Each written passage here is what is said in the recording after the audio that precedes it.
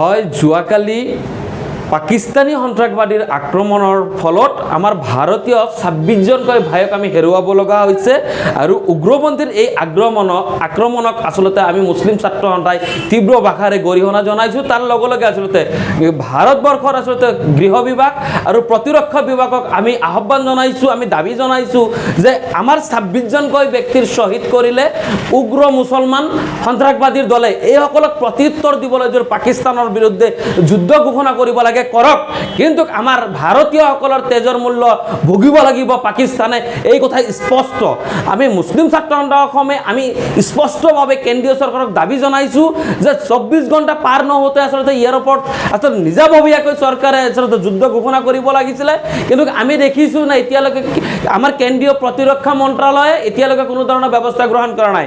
ভাৰতৰ ৰাষ্ট্ৰপতি, ভাৰতৰ প্ৰধানমন্ত্ৰী, গৃহমন্ত্ৰী আৰু প্ৰতিৰক্ষা মন্ত্ৰীৰ আচলতে ক'ৰবাত নহয় ক'ৰবাত ব্যৰ্থতাৰ কাৰণে আচলতে আমি 26 জনকৈ ভাৰতীয় নাগৰিকক হেৰাব লগা হৈছে বুলি আমি ভাবোঁ। গতিকে আমাৰ দাবী যে কেন্দ্ৰীয় গৃহ মন্ত্ৰালয় আৰু প্ৰতিৰক্ষা মন্ত্ৰালয় অতি শীঘ্ৰেই আচলতে এই উগ্ৰ মুছলিম সন্ত্ৰাসবাদীসকলক দমন কৰিবলৈ পাকিস্তানৰ বিৰুদ্ধে প্ৰয়োজনত যুদ্ধ ঘোষণা কৰক।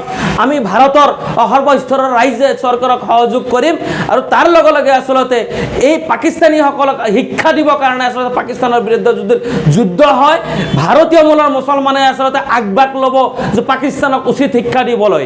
আমি আপোনালোকৰ জৰিয়তে আৰু এটা কথা স্পষ্ট কৰিব বিচাৰিছোঁ যে দেশ বিভাজনৰ সময়ত আচলতে পাকিস্তানৰ গঠনকাৰী এই জিন্নাৰ কথাত কিন্তু ভাৰতীয় মূলৰ আমাৰ পূৰ্বপুৰুষে পাকিস্তানৰ জিন্নাৰ কথাত সঁহাৰি জনোৱা নাছিলে, বিৰোধ কৰি আচলতে ভাৰতবৰ্ষত থাকিছে। গতিকে আমাৰ পূৰ্বপুৰুষে মহম্মদ আলী জিন্নাক সমৰ্থন কৰা নাই, গতিকে আমি সমৰ্থন কৰাৰ প্ৰশ্নই নুঠে। গতিকে আমি ভাৰতবৰ্ষৰ প্ৰতিৰক্ষা মন্ত্ৰালয়, গৃহ মন্ত্ৰালয়ৰ লগত আছোঁ।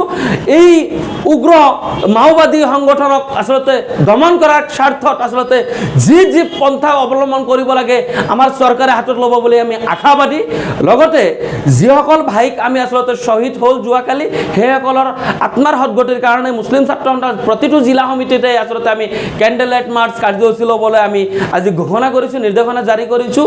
আমি আশাবাদী আচলতে আমাৰ এই 26 জন শ্বহীদৰ ভাৰতীয় নাগৰিকৰ যি শ্বহীদ হ'ল তেওঁলোকৰ তেজৰ বিনিময় ভুগিব পাকিস্তানে আৰু তাৰ কাৰণে সঠিক প্ৰত্যুত্তৰ দিব ভাৰত চৰকাৰে, সেই আকাৰে বাট চাই আছোঁ বুলি আমি আমাৰ দুখ প্ৰকাশ কৰিলোঁ।